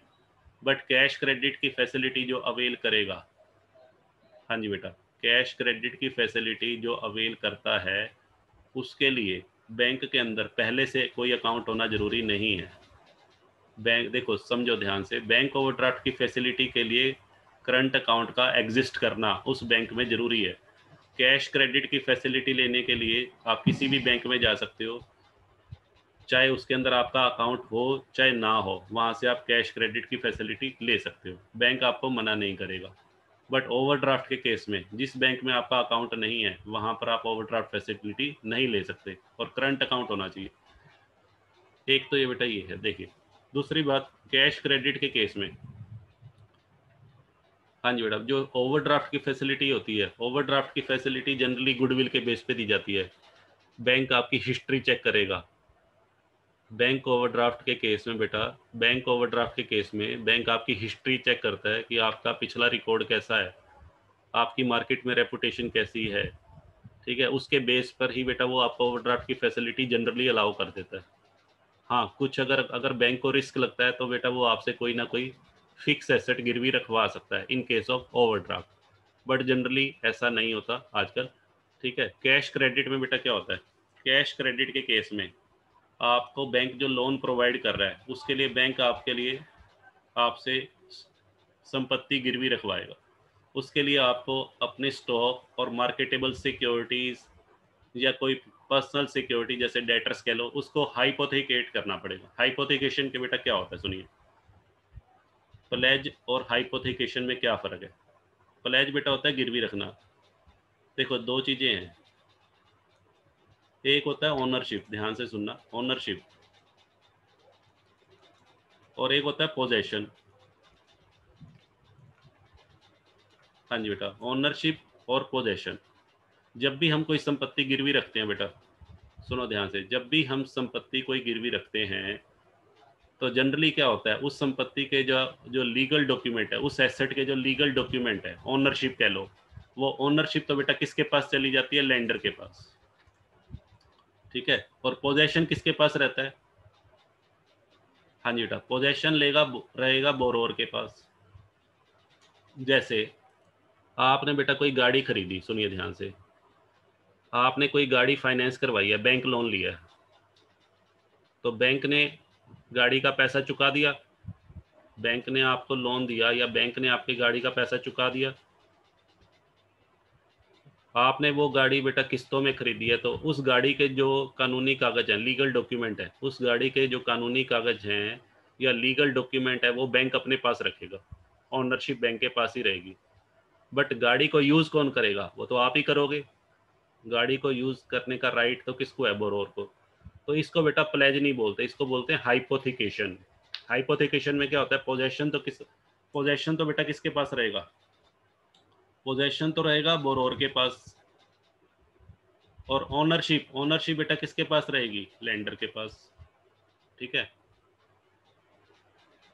ऐसे ही जब वर्किंग कैपिटल के लिए आपको पैसे की जरूरत हो, वर्किंग कैपिटल के लिए आप लोन लेना चाहते हैं, किस माध्यम से, कैश क्रेडिट के माध्यम से, तो बैंक आपको लोन तो देगा, बट उसके लिए बैंक आपसे किसकी डिटेल मांगेगा, स्टॉक की डिटेल मांगेगा। बैंक कहेगा जी अपना स्टॉक दिखाओ, आपके पास कितने का स्टॉक है, आपके पास marketable securities, short term investment, आपकी एफडी कितने की है, ठीक है, आपने कहाँ कहाँ पर पैसा इन्वेस्ट किया हुआ, उसकी मुझे डिटेल चाहिए।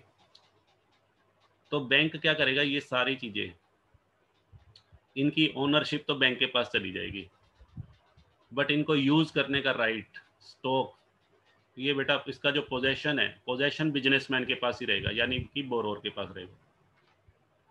कल को यदि बिजनेसमैन बैंक का पैसा देने से, कैश क्रेडिट का जो लोन है वो देने से मना करता है, तो बैंक क्या करेगा, बैंक बेटा स्टॉक और मार्केटेबल सिक्योरिटीज को बेचकर अपना पैसा रिकवर कर लेगा। ठीक है जी। प्लेज के केस में बेटा क्या होता है, यहाँ पे प्लेज वर्ड वैसे मैंने लिख तो दिया, बट यहाँ पे आपने एग्जाम में नहीं लिखना, ये वर्ड यूज करना है प्लेज के केस में। प्लेज के केस में बेटा जो संपत्ति गिरवी रखी जाती है, उसकी ओनरशिप और पोजेशन दोनों ही लेंडर के पास रहता है, यानी कि उस संपत्ति का जो लीगल डॉक्यूमेंट है, ओनरशिप के जो डॉक्यूमेंट है, और उस संपत्ति का जो पोजेशन है, कब्जा, दोनों ही किसके पास रहेंगे, लेंडर के पास। किस केस में, प्लेज के केस में। हाइपोथिकेशन में ऐसा नहीं होता, हाइपोथिकेशन में पोजेशन तो बेटा बोरोर के पास, और ओनरशिप किसके पास रहेगी, लेंडर के पास। चलिए जी, उसके बाद बेटा हम बात करते हैं,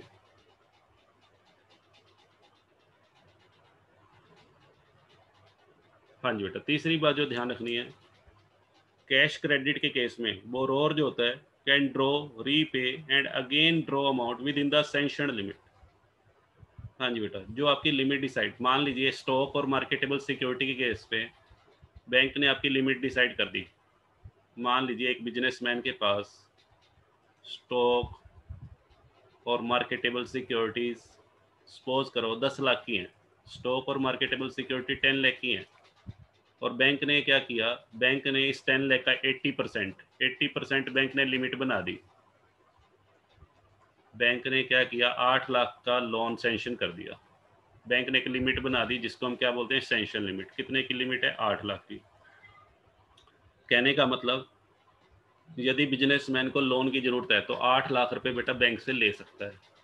ठीक है, 8 लाख तक का लोन। बट जरूरी नहीं है कि बिजनेसमैन ये 8 लाख रुपए बेटा एक ही बार में निकलवाएगा, जैसे जैसे उसको जरूरत होगी, जरूरत के अनुसार वो इस लिमिट का इस्तेमाल करेगा। मान लीजिए उसे अभी 2 लाख की जरूरत है तो 2 लाख निकलवा लेगा।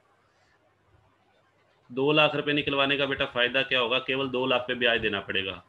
लिमिट हालांकि 8 लाख की बनी हुई है, बट अभी उसने निकलवाए 2 लाख है, तो 2 लाख पे ही बेटा ब्याज देगा। तो जितना पैसा बेटा वो ड्रॉ करेगा, सिर्फ उतने के ऊपर ही इंटरेस्ट लगेगा। तो जैसे जैसे जरूरत पड़ने पे वो ड्रॉ भी कर सकता है, रीपे का मतलब वापस भी कर सकता है, और दोबारा फिर निकाल सकता है, बट सारा कुछ with in the sanction limit होगा। हाँ जी बेटा, interest is charge only on the actual amount. Interest बेटा जो चार्ज होगा on actual amount withdrawn for the actual period of use. ये वही बात हो गई जी जो ओवरड्राफ्ट के केस में बेटा बताई थी। अब बेटा हम चलते हैं आगे। अब आता है कि हमने बैंक ओवरड्राफ्ट भी पढ़ लिया और कैश क्रेडिट, दोनों में बेटा बेसिक डिफरेंसेस क्या हैं। हाँ जी बेटा, अगर सबसे पहले मैं बात करूं कैश क्रेडिट की, तो कैश क्रेडिट और बैंक ओवरड्राफ्ट में बेटा जो डिफरेंसेस हैं, सबसे पहला, कैश क्रेडिट की जो फैसिलिटी दी जाती है वो किस बेस पे दी जाती है, वो बिजनेसमैन कैसे अवेल कर सकता है? Availed on the hypothecation of stock and inventory. Stock और इन्वेंट्री को बेटा क्या करके, ठीक है जी। और बैंक ओवरड्राफ्ट की फैसिलिटी जनरली अवेल की जा सकती है on the basis of credit history, ठीक है जी। रिलेशनशिप विद बैंक, आपके बैंक के साथ कितने अच्छे रिलेशन हैं। इन्वेस्टमेंट, आपकी एफडीज कितने की हैं, इंश्योरेंस पॉलिसीज कितने की हैं, ये भी देखी जाएंगी, ठीक है। और कुछ केसेस में बेटा अगर फाइनेंशियल पोजीशन स्ट्रांग ना हो तो अगर चाहे तो बैंक आपसे कोई फिक्स एसेट भी गिरवी रखवा सकता है, ठीक है जी। इसके लिए क्रेडिट हिस्ट्री बेटा आजकल उससे देखी जाती है, कौन सा, सिबिल स्कोर। आपका एक सिबिल स्कोर होता है, उसके बेस पे बेटा देखी जाती है, ठीक है जी। चलिए, उसके बाद बेटा सेकंड नंबर पे कैश क्रेडिट की जो फैसिलिटी है, सुनिए ध्यान से। कैश क्रेडिट की जो फैसिलिटी है उसका यूज जनरली कौन करता है? बिजनेसमैन, बिजनेस पर्पज के लिए यूज। और बैंक ओवरड्राफ्ट की फैसिलिटी बेटा for any purpose including business, यानी कि कहने का मतलब एनी पर्पज का मतलब आप पर्सनल पर्पज के लिए भी कर सकते हो और बिजनेस पर्पज के लिए, ठीक है जी। तीसरी बात, लोन अमाउंट। कैश क्रेडिट के केस में बेटा जो लोन दिया जाता है, बैंक जो लोन सैंक्शन करेगा वो किस बेस पे सैंक्शन करेगा? आपकी स्टॉक और इन्वेंट्री, स्टॉक या जो आपकी इन्वेंट्री है उसके बेस पे, ठीक है। और समटाइम्स कुछ बेटा सेल्स पे भी देख सकता है, आप सेल कितने की करते हो, यानी कि आपकी परफॉर्मेंस, आपके बिजनेस की परफॉर्मेंस कैसी है, उसके बेस पे लोन अमाउंट सैंक्शन करेगा। स्टॉक के बेस पे इन्वेंट्री, कई बार ऐसा होता है कुछ परसेंटेज बेटा स्टॉक और इन्वेंट्री की और कुछ परसेंटेज सेल्स की, पूरे साल में जो आप सेल करते हो उसकी कुछ परसेंटेज बैंक लोन के रूप में सैंक्शन करके ये लिमिट बनाता है। जबकि बैंक ओवरड्राफ्ट जो है, बैंक ओवरड्राफ्ट के लिए बेटा परफॉर्मेंस नहीं देखी जाती। कैश क्रेडिट के लिए तो आपकी परफॉर्मेंस देख ली, बैंक ओवरड्राफ्ट के लिए बेटा क्या देखी जाती है? आपकी फाइनेंशियल स्टेटमेंट, फाइनेंशियल पोजीशन कितनी स्ट्रांग है आपकी, और सिक्योरिटी आपने क्या डिपॉजिट करवाई है, सिक्योरिटीज डिपॉजिटेड, और आपकी फाइनेंशियल स्टेटमेंट के बेस पे।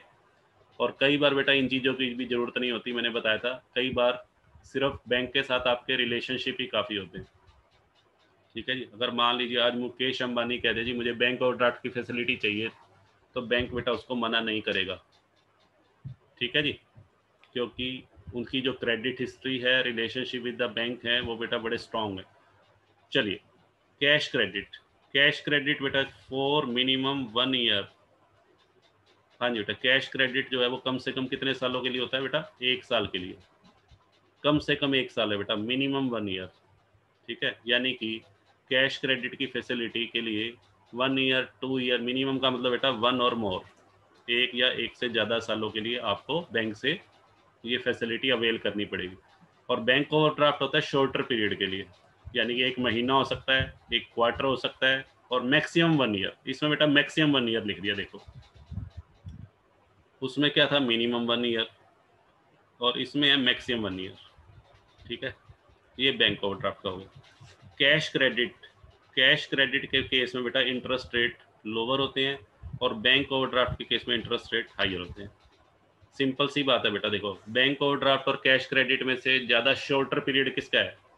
शॉर्टर पीरियड बेटा बैंक ओवरड्राफ्ट का है, ठीक है। तो जो शॉर्टर पीरियड में इंटरेस्ट रेट बेटा हमेशा हाई होते हैं, ठीक है। अगर आपको शॉर्ट टर्म के लिए लोन चाहिए तो उसके लिए आपको ज़्यादा ब्याज, इंटरेस्ट रेट आपको हायर पे करना पड़ेगा। और यदि आपको ज़्यादा पीरियड के लिए लोन चाहिए तो बेटा इंटरेस्ट रेट आपको ज़्यादा चुकाना पड़ेगा, ठीक है। ये तो वही बात हो गई, मान लो आपने सब्जी खरीदनी है, हाँ जी बेटा, अगर सब्जी वाला कहता है 1 किलो खरीदोगे तो इतने की पड़ेगी, और अगर पाइया सब्जी खरीदनी है, 250 ग्राम खरीदनी है, तो उसके लिए बेटा वो रेट ज़्यादा चार्ज करता है कई बार, ठीक है। तो कहने का मतलब जितनी कम क्वांटिटी आप लोगे, जितनी कम क्वांटिटी लोगे तो उस केस में पैसा ज़्यादा चुकाना पड़ता है। वही बात यहाँ पर है। बैंक ओवरड्राफ्ट, बैंक ओवरड्राफ्ट बेटा आप थोड़े समय के लिए ले रहे हैं, शॉर्टर पीरियड के लिए ले रहे हैं, तो इसका रेट ऑफ इंटरेस्ट हायर होगा।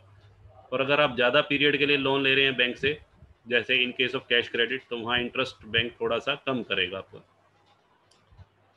ठीक है जी। अच्छा, बैंक ओवरड्राफ्ट की फैसिलिटी किस पे अवेलेबल?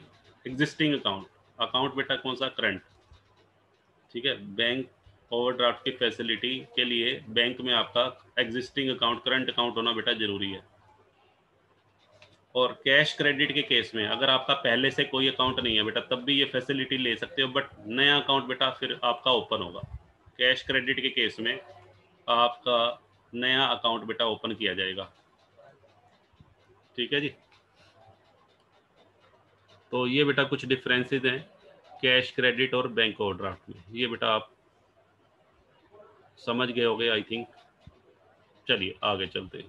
क्लियर है? हाँ जी सर क्लियर है। चलो बेटा आगे बढ़ते हैं फिर।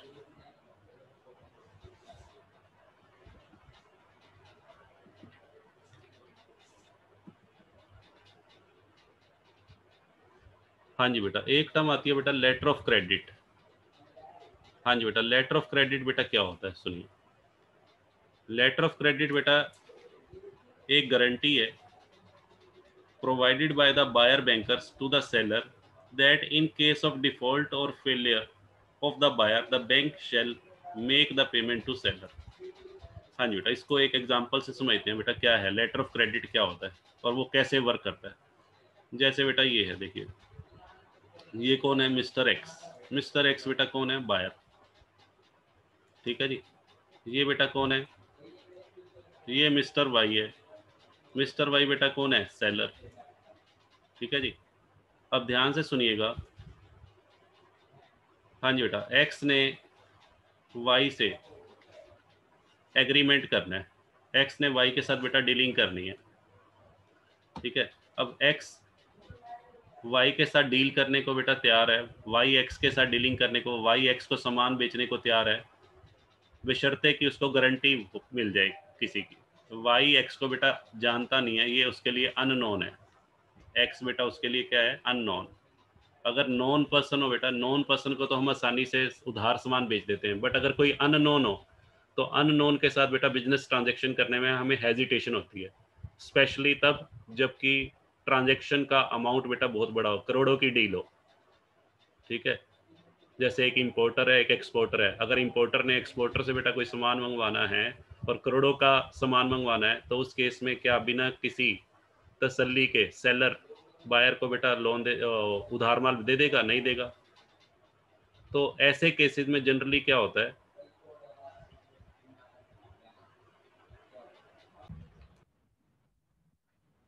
तो ऐसे केसेस में बेटा क्या होता है, जिस बैंक के अंदर एक्स का अकाउंट है, मान लीजिए मिस्टर एक्स का सपोज कीजिए स्टेट बैंक ऑफ इंडिया में अकाउंट है, तो बायर बेटा स्टेट बैंक ऑफ इंडिया को क्या कहेगा कि भाई मेरी तरफ से एक लेटर ऑफ क्रेडिट आप इश्यू कर दो। लेटर ऑफ क्रेडिट किसको इश्यू किया जाता है, लेटर ऑफ क्रेडिट इश्यू कौन करेगा, बैंक इश्यू करेगा। किसके भी हाथ पे, एक्स के भी हाथ पे। और किसको दिया जाएगा वो लेटर ऑफ क्रेडिट, वाई को। वाई को ये बोला जाएगा, ये लेटर ऑफ क्रेडिट क्या है, एक तरह से बेटा स्टेट बैंक ऑफ इंडिया की गारंटी हो गई। यानी कि State Bank of India Y को प्रॉमिस कर रहा है, यदि आप एक्स को जो उधार माल बेचोगे और एक्स यदि आपकी उसकी पेमेंट नहीं करेगा, तो मैं आपकी पेमेंट करूंगा। In case of default by X, कौन बेटा पेमेंट करने के लिए रेडी है, S B I. S B I बेटा उसको तसल्ली देगा, किसको, वाई को तसल्ली देगा, किसके माध्यम से, लेटर ऑफ क्रेडिट के माध्यम से। ठीक है। तो लेटर ऑफ क्रेडिट बेसिकली क्या है, एक तरह की गारंटी है जो किसने प्रोवाइड की है, by the buyer's bank. Buyer कौन था यहाँ, एक्स। एक्स का जो बैंक है, एक्स का बैंक कौन सा है, एस बी आई। और तो किसको दी गई ये गारंटी, सेलर। इसको गारंटी दी गई वाई को। किस चीज़ की guarantee, in case of default, यदि कल को एक्स पेमेंट करने में डिफॉल्ट करता है या फेल हो जाता है पेमेंट करने में, the bank shall make the payment. तो State Bank of India payment करेगा किसको, सेलर को। अब इसका कंप्लीट प्रोसेस भी बेटा एग्जाम में वैसे इतना लिखना सफिशिएंट है, बट फिर भी मैं आपकी नॉलेज के लिए इसको थोड़ा सा और डिटेल में लेके चलता हूँ कि लेटर ऑफ क्रेडिट कैसे वर्क करता है। एक डायग्राम की हेल्प से बेटा समझेंगे। देखिए लेटर ऑफ क्रेडिट बेटा कैसे वर्क करेगा। सबसे पहले ये बेटा देखिए, ये इंपोर्टर है, दो बेटा यहाँ पे। हाँ जी बेटा देखिए, ये बेटा हमारा बायर हो गया। ये बायर है या इंपोर्टर जिसने सामान खरीदना है। ये एक्सपोर्टर है बेटा, एक्सपोर्टर कह लो या सेलर। तो बायर ने बेटा सेलर से डील करनी है, दोनों के बीच में बेटा सेलिंग एग्रीमेंट हो गया। बट प्रॉब्लम क्या है, बायर जो है वो अननोन है। हाँ जी बेटा, सेलर के लिए जो बायर है वो अननोन है, तो उस केस में इसको बेटा थोड़ी हेजिटेशन हो रही है, सेलर को हेजिटेशन हो रही है कि मैं सामान बेचूं या ना बेचूं। तो उस केस में बायर ने बेटा क्या किया, बायर का बैंक है ये, जैसे मैंने ले लिया SBI, हाँ जी बेटा ये स्टेट बैंक ऑफ इंडिया है। बायर ने क्या किया, सेकंड नंबर पे, ये पहला स्टेप तो हो गया सेलिंग एग्रीमेंट, दूसरा क्या है, रिक्वेस्ट की। हाँ जी बेटा सेकंड पॉइंट पढ़ो, बायर ने रिक्वेस्ट भेजी किसके पास, SBI के पास, कि मुझे एक लेटर ऑफ क्रेडिट इशू किया जाए, request for letter of credit, यानी कि गारंटी लेटर। SBI ने कहा जी ठीक, SBI कहता है ठीक है जी, SBI के अंदर इसका अकाउंट है मिस्टर एक्स का, SBI गारंटी लेटर देने को तैयार है, क्योंकि स्टेट बैंक ऑफ इंडिया को एक्स की गुडविल के बारे में पता है, रेपुटेशन के बारे में पता है, ठीक है, कि मार्केट में इसकी क्रेडिट वर्दीनेस कैसी है, इसके साथ उसके रिलेशन, SBI बैंक के साथ उसके साथ काफ़ी स्ट्रॉन्ग रिलेशन है, तो SBI लेटर ऑफ क्रेडिट देने के लिए रेडी है। SBI ने क्या किया, वो लेटर ऑफ क्रेडिट बनाकर बेटा कहाँ भेज दिया, एक्सपोर्टर के पास। एक्सपोर्टर को उसने तसल्ली दे दी कि मैं ऑब्लिगेशन लेने को तैयार हूँ। किसका ऑब्लिगेशन, एक्स के, भाई कल को अगर एक्स पेमेंट करने में डिफॉल्ट करेगा तो मैं करूँगा। ये तसल्ली किसको मिल गई अब, एक्सपोर्टर को, सेलर को। तो सेलर ने उस बेस पर, हाँ जी बेटा देखो, हाँ जी बेटा यहाँ पे था ना इंपोर्टर्स, जो लेटर ऑफ क्रेडिट बनाया गया था एक्स की रिक्वेस्ट पे, स्टेट बैंक ऑफ इंडिया ने लेटर ऑफ क्रेडिट बनाया, वो लेटर ऑफ क्रेडिट किसके पास भेजा जाएगा, एक्सपोर्टर बैंक। मान लो एक्सपोर्टर बेटा USA का है, तो USA का जो बैंक होगा उस बैंक के पास वो जो लेटर ऑफ क्रेडिट भेजा जाएगा, ये वाला पॉइंट है 3 के बाद। देखो ये थर्ड पॉइंट हो गया। थर्ड पॉइंट में तो State Bank of India exporter को तसल्ली दे रहा है, और साथ में क्या काम करेगा, स्टेट बैंक ऑफ इंडिया उस लेटर ऑफ क्रेडिट की एक कॉपी USA में जिस बैंक के अंदर एक्सपोर्टर का अकाउंट है, ठीक है, उसको भी भेजी जाएगी। और exporter bank letter of credit बेटा किसको इश्यू करेगा, लेटर ऑफ क्रेडिट की एक कॉपी किसको इश्यू करेगा, एक्सपोर्टर को, सेलर को, और सेलर उसके बेस पे डिलीवरी करेगा। हाँ जी बेटा गुड्स की डिलीवरी। जब सेलर को सारी तसल्ली हो गई, एक्सपोर्टर को बेटा तसल्ली हो गई कि एक्स के साथ डील करने में कोई दिक्कत नहीं है, क्योंकि बीच में बेटा कितने बैंक इन्वॉल्व हो गए, 2 बैंक इन्वॉल्व हो गए। एक तो SBI इन्वॉल्व हो गया, जो कौन सी कंट्री का बैंकर है, इंपोर्टर की कंट्री, और दूसरा बैंक बेटा कौन सा इन्वॉल्व हो गया, USA, जो कौन से, जिसमें किसका अकाउंट है, एक्सपोर्टर का। तो USA का बैंक बेटा चेक करेगा उस लेटर ऑफ क्रेडिट को, जो SBI ने लेटर ऑफ क्रेडिट बना के USA के बैंक के पास भेजा है, तो USA का जो बैंक है उसको पहले चेक करेगा। चेक करने के बाद उसकी जो तसल्ली है वो किसको दी जाएगी, एक्सपोर्टर को, और एक्सपोर्टर उसके बेस पे गुड्स डिलीवर करेगा किसको, एक्स को।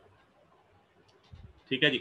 उसके बाद क्या होगा, ये बेटा 5th पॉइंट हो गया हमारा। 6th पॉइंट क्या होगा, फिर बेटा 6th point, presentation of document. अब सुनिए ध्यान से, माल की डिलीवरी तो बेटा भेज दी, एक्सपोर्टर ने माल किसको डिलीवर कर दिया, एक्स को। जब भी माल डिलीवर करेगा एक्सपोर्टर इंपोर्टर को, तो माल से संबंधित जो कागजात हैं, जो बेटा डॉक्यूमेंट्स हैं, वो डॉक्यूमेंट किसके पास भेजे जाएंगे, वो डॉक्यूमेंट बेटा इंपोर्टर के पास नहीं भेजेंगे, डॉक्यूमेंट जाएंगे बैंक के पास, USA का जो बैंक है। ठीक है जी। मान लीजिए 2 करोड़ रुपए का बेटा माल गया, तो 2 करोड़ का सामान जो भेजा, उसके जो कागज हैं, इनवॉइसेस हैं, इनवॉइसेस कह लो या डॉक्यूमेंट्स कह लो, जो भी है वो सारे किसके पास भेजे जाएंगे, USA के बैंक के पास। उसके बाद क्या होगा, USA का बैंक क्या करेगा, उन इनवॉइसेस को, हाँ जी बेटा यहाँ पे मैं लिख देता हूँ, डॉक्यूमेंट का मतलब इनवॉइसेस। हाँ जी बेटा, फिर क्या होगा, वो जो इनवॉइस है, USA का बैंक क्या करेगा, एक्सपोर्टर कंट्री का बैंक उन इनवॉइसेस को किसके पास भेजेगा, इंपोर्टर के पास। ठीक है जी। इंडिया का जो बैंक है, मान लेते हैं इंपोर्टर इंडिया का है, तो SBI के पास वो भेज देगा। और SBI क्या करेगा, SBI वो जो इनवॉइसेस हैं वो किसके पास भेजेगा, एक्स के पास, बायर के पास, भाई ये जो सामान आपने खरीदा है उसका ये बिल है। फिर बेटा एक्स क्या करेगा, एक्स उसकी पेमेंट करेगा। 9th पॉइंट है बेटा पेमेंट। ठीक है जी। जैसे ही इनवॉइस किसके पास पहुंचा, एक बेटा चेन है प्रॉपर। इनवॉइस पहले किसके पास गया, एक्सपोर्टर के बैंक के पास। एक्सपोर्टर बैंक ने वो किसको भेजा, इंपोर्टर बैंक के पास। इंपोर्टर बैंक उसको किसके पास भेज रहा है, इंपोर्टर के पास। ठीक है। और इंपोर्टर जो है एक्स है, वो उसकी पेमेंट करेगा। लो जी, पेमेंट कर दी। वो पेमेंट बेटा फिर किसको देगा, पेमेंट उसने दे दी एसबीआई को। एसबीआई उस पैसे को कहाँ दे देगा, ये बेटा 10th नंबर पे यूएसए का जो एक्सपोर्टर बैंक है। और यूएसए का जो एक्सपोर्टर बैंक है उसकी पेमेंट किसको कर देगा बेटा, पेमेंट टू सेलर। ठीक है जी। तो पेमेंट की डायरेक्शन भी यही होगी। पेमेंट का बेटा जो चैनल है, जिस चैनल में इनवॉइस इशू किया गया था, ठीक है, उससे अपोजिट चैनल में, ठीक है, पेमेंट आ जाएगी। और पेमेंट की रिकवरी किसको, कौन कर लेगा बेटा, सेलर। तो ये बेटा एक सिस्टम बनाया गया है। इस सिस्टम को क्या बोलते हैं, लेटर ऑफ क्रेडिट।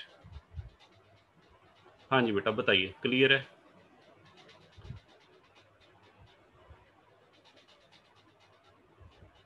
हाँ जी बेटा, बस सिर्फ 5 मिनट बेटा और लेंगे और आज की क्लास हमारी ओवर हो जाएगी।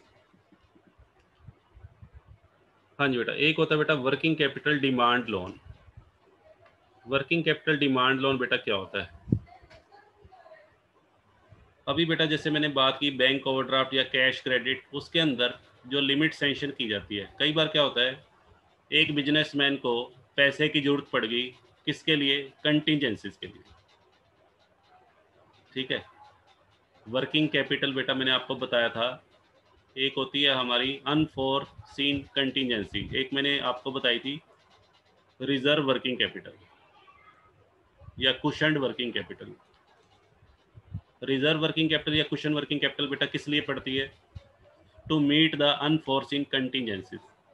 अचानक बेटा बिजनेस में कोई मिस हैपनिंग भी हो सकती है, उस मिस हैपनिंग को फेस करने के लिए आपको पैसे की जरूरत पड़ जाए। जैसे लॉकडाउन लग गया कोविड में, तो लॉकडाउन के केस में आपको अपने वर्कर की सैलरी तो देनी है। आपकी अगर यदि आपने अपने वर्कर्स को हटाया नहीं है जॉब से, तो बेटा उनकी सैलरी देनी पड़ेगी।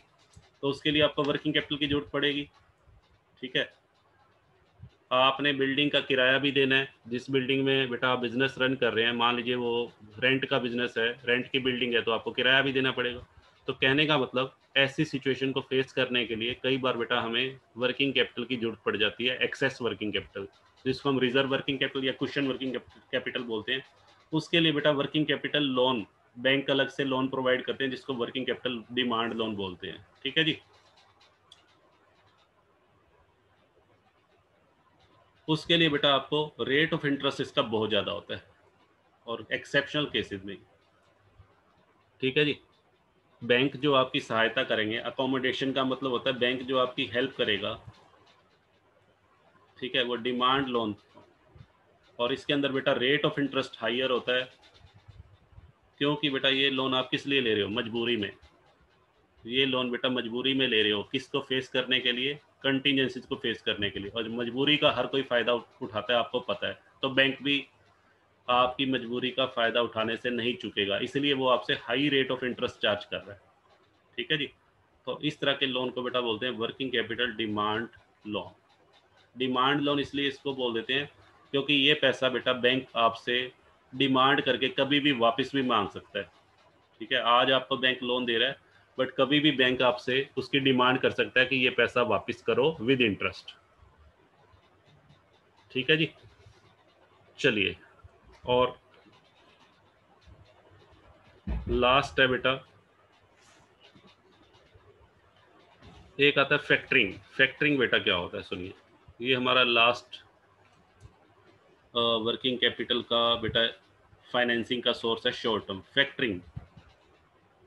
हाँ जी बेटा, फैक्टरिंग बेटा क्या है, सुनिए।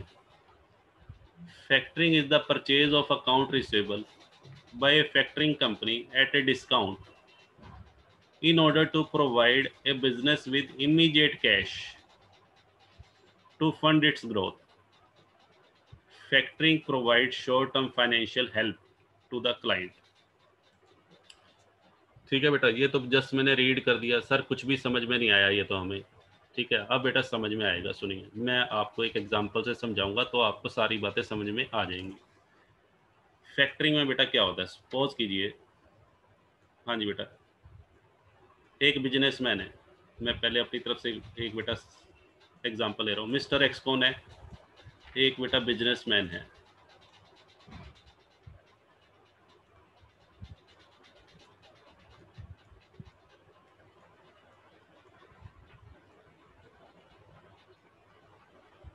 ये बेटा सारे कौन है? ये बेटा इसके डेटर्स हैं। हाँ जी बेटा, मिस्टर एक्स के बेटा ये डेटर्स हैं। डेटर्स का मतलब मिस्टर एक्स ने इन सब से पैसा लेना है। डेटर्स कह लो, या इनमें से बेटा कुछ बी आर भी हो सकते हैं, जिनके ऊपर डेटर्स भी दो तरह के होते हैं, ओपन अकाउंट और जो सिक्योर्ड हो बी आर के माध्यम से। अब सुनिए ध्यान से, मिस्टर एक्स अपना सारा ध्यान बिजनेस पे लगाना चाहता है। बड़ी बड़ी कंपनीज बेटा जो होती हैं, वो अपना जो फोकस है वो किस पे रखना चाहती हैं? बिजनेस पर। अब यहाँ पर मिस्टर एक्स को इन डेटर से क्या करनी है? कलेक्शन करनी है। ठीक है, अगर डेटर से बेटा पैसा कलेक्ट करना हो तो बड़ा टेढ़ा काम है, आप भी जानते हो। उधार माल बेचने के बाद कस्टमर से बेटा पैसा लेना बड़ा टेढ़ा काम है। और यदि आप कस्टमर से पैसा वसूल करने के लिए खुद अपने एफर्ट्स लगाओगे तो बिजनेस पे बेटा क्या ध्यान दे पाओगे? बिजनेस पे आपका ध्यान ही नहीं रहेगा। तो बिजनेसमैन ये चाहता है कि इसके लिए कोई अलग से एजेंसी हो कि जो मेरे डेटर से पैसा कलेक्ट करके मुझे दे दे। तो मिस्टर एक्स ने बेटा क्या किया? इस तरह की एजेंसी है फैक्टरिंग एजेंसी, उनको फैक्टरिंग एजेंसी ही बोलते हैं। मिस्टर एक्स ने एक कंपनी से कांटेक्ट किया जो फैक्टरिंग का काम करती है। ठीक है, मिस्टर एक्स ने कहा इस कंपनी को कि मेरे 5 लाख के डेटर्स हैं। हाँ जी बेटा, मिस्टर एक्स ने इस कंपनी को क्या कहा कि मेरे 5 लाख के डेटर्स हैं, ये मैं आपको देना चाहती हूँ। यानी कि उस फैक्टरिंग कंपनी का काम क्या होगा? उस फैक्टरिंग कंपनी का काम होगा बेटा डेटर से रिकवरी करना। ठीक है, डेटर से पैसा वसूल करना और वो पेमेंट किसको करना है? अब जो फैक्टरिंग कंपनी है उसका बेसिक फायदा क्या है? एक्स को क्या फायदा है? मिस्टर एक्स ने अपने सारे डेटर किसको दे दिए? फैक्टरिंग कंपनी को दे दिए। फैक्टरिंग कंपनी क्या करेगी? इमीडिएटली 70 या 80% पैसा एक्स को दे देगी। 5 लाख रुपए के डेटर मिस्टर एक्स ने किसको दे दिए? फैक्टरिंग कंपनी को दे दिए। और फैक्टरिंग कंपनी ने क्या किया? 80% पैसा, मान लेते हैं 5 लाख का 80% बेटा कितना हो गया? 4 लाख। इसको 4 लाख रुपए दे दिए ताकि मिस्टर एक्स की जो वर्किंग कैपिटल की जो रिक्वायरमेंट है, जो मिस्टर एक्स के रूटीन के खर्चे हैं ऑपरेटिंग, उसको उसमें इसको कोई दिक्कत ना आए। तो मिस्टर एक्स ने फैक्टरिंग कंपनी के माध्यम से 80% पैसा तो ले लिया। अब फैक्टरिंग कंपनी क्या करेगी आगे? फैक्टरिंग कंपनी डेटर से पैसा कलेक्ट करेगी। हाँ जी बेटा, फैक्टरिंग कंपनी डेटर से पैसा वसूल करके, डेटर से तो कितने पैसे वसूल करने हैं? 5 लाख। डेटर से पैसा वसूल करके और फिर बेटा एक्स को हैंड ओवर कर देगी। बचे हुए जो 1 लाख रुपए हैं, बचे हुए 1 लाख रुपए फैक्टरिंग कंपनी बेटा जब डेटर से पैसा आ जाएगा, डेटर से पैसा कलेक्ट करेगी और डेटर से पैसा कलेक्ट करके जो बचे हुए 1 लाख रुपए हैं वो मिस्टर एक्स को दे देगी। इस फैसिलिटी के बदले में फैक्टरिंग कंपनी बेटा कुछ कमीशन लेती है। फैक्टरिंग कंपनी क्या लेगी? कमीशन। ये सारा काम फ्री में तो कोई करेगा नहीं, उसके लिए बेटा हमारे इंडिया में बेटा बहुत सारी फैक्टरिंग कंपनी है। एसबीआई की है, SBI factors limited. Canara bank की भी है बेटा, can factors, can factors limited के नाम से भी है। ठीक है, आईएफसीआई की भी है, industrial finance corporation of India factor limited. तो बहुत सारे बैंक हैं जो बेटा फैक्टरिंग का काम करते हैं। फैक्टरिंग का मतलब वो बिजनेसमैन के क्या परचेज कर लेते हैं? डेटर्स परचेज कर लेते हैं और डेटर से पैसा कलेक्ट करके बिजनेसमैन की बेटा हेल्प करते हैं। ठीक है, इस सुविधा के बदले में वो बेटा कमीशन चार्ज करते हैं, जिसको फैक्टरिंग कमीशन बोला। तो इसको बेटा ये सारा प्रोसेस है, इसको इस तरीके से भी आप समझ सकते हैं। हाँ जी बेटा, देखिए सबसे पहले बेटा क्या होगा? सबसे पहला स्टेप है कंपनी। कंपनी ने बेटा, एक एग्जांपल ले रहा हूँ मैं, कंपनी ने कस्टमर को सामान बेचा। The company sells goods to the customer. जो 30 दिन, कस्टमर को कितने दिन का बेटा टाइम दिया? 30 डे। ये कस्टमर कौन है बेटा? हमारा डेटा। यहाँ बेटा मैं एक कस्टमर की बात कर लेता हूँ। एक कस्टमर से पैसा लेना है किसने? कंपनी ने, ठीक है। कंपनी से ने इसको बेटा क्या किए हैं? गुड्स सेल किए हैं। अच्छा, फिर दूसरा, ये तो बेटा फर्स्ट पॉइंट हो गया। सेकंड पॉइंट पढ़ते हैं। सेकंड बेटा ये रहा, कंपनी क्या करेगी? कंपनी बेटा जो डेटर से पैसा लेना है, जिसको उधार माल बेचा है, मान लेते हैं इसको 1 लाख रुपीज़ के डेटर मान लेता हूँ बेटा, 1 लाख रुपए। कंपनी वो डेटर किसको सेल कर देगी? Company sells the debt. Debt का मतलब बेटा डेटर से है यहाँ पे। डेट का मतलब लोन भी होता है, बट यहाँ डेट का मतलब किससे है? डेटर। कंपनी ने वो डेटर किसको सेल कर दिए? फैक्टरिंग एजेंसी को, मान लीजिए एसबीआई फैक्टर्स को, ठीक है। ये तो सेकंड स्टेप हो गया। एसबीआई क्या करेगा? 80% ऑफ द डेट, मान लीजिए एसबीआई 80% डेटर्स का, 1 लाख के जो डेटर थे उसका 80%, 80,000 रुपये किसको दे देगा? कंपनी को। उससे कंपनी को क्या हो गया? कंपनी को अपनी वर्किंग कैपिटल की रिक्वायरमेंट के लिए, जो अपने रूटीन के खर्चे हैं उसके लिए पैसा मिल गया। कंपनी को बेटा ये फ़ायदा हो गया। ये हमारा कौन सा स्टेप हो गया? थर्ड।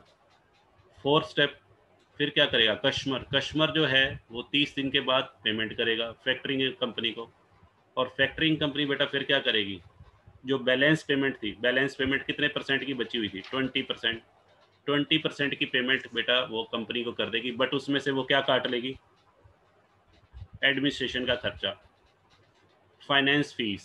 हाँ जी बेटा, कंपनी का खर्चा, कंपनी बेटा एक तो अपना खर्चा काटेगी, क्योंकि कंपनी ने बेटा डेटर से पैसा कलेक्ट किया है, उसके लिए कंपनी को ने जो स्टाफ रखा हुआ है वो सैलरी भी लेगा, तो एडमिनिस्ट्रेशन का खर्चा। और अपनी जो फीस है बेटा, कंपनी को अपना अर्निंग भी चाहिए, तो कंपनी बेटा जो फीस है कंपनी वो भी चार्ज करेगी। तो ये बेटा एक प्रोसेस है जो सिंपल वर्ड्स में बताया गया। तो इसको बेटा आप इससे समझ गए होंगे फैक्टर क्या होता है। बाकी इसको डिटेल में हम पढ़ेंगे जब हम रिसीवेबल मैनेजमेंट का चैप्टर करेंगे। इसकी भी बेटा आगे टाइप्स हैं, फैक्टरिंग की भी काफ़ी सारी टाइप्स हैं, बट वो इस चैप्टर में करने की ज़रूरत नहीं है। इस चैप्टर में जस्ट मैंने आपको एक ओवरव्यू दिया। अगर मैं चाहूँ तो आज का पूरा जो लेक्चर है पूरा फैक्टरिंग पे लगा सकता था, ठीक है। बट अभी हमें उसकी रिक्वायरमेंट नहीं है। जब हम रिसीवेबल मैनेजमेंट का चैप्टर करेंगे तो वहाँ पे बेटा हम फैक्टरिंग को डिटेल में पढ़ेंगे। तो आज की क्लास को बेटा यहीं ओवर करते हैं। Bye bye.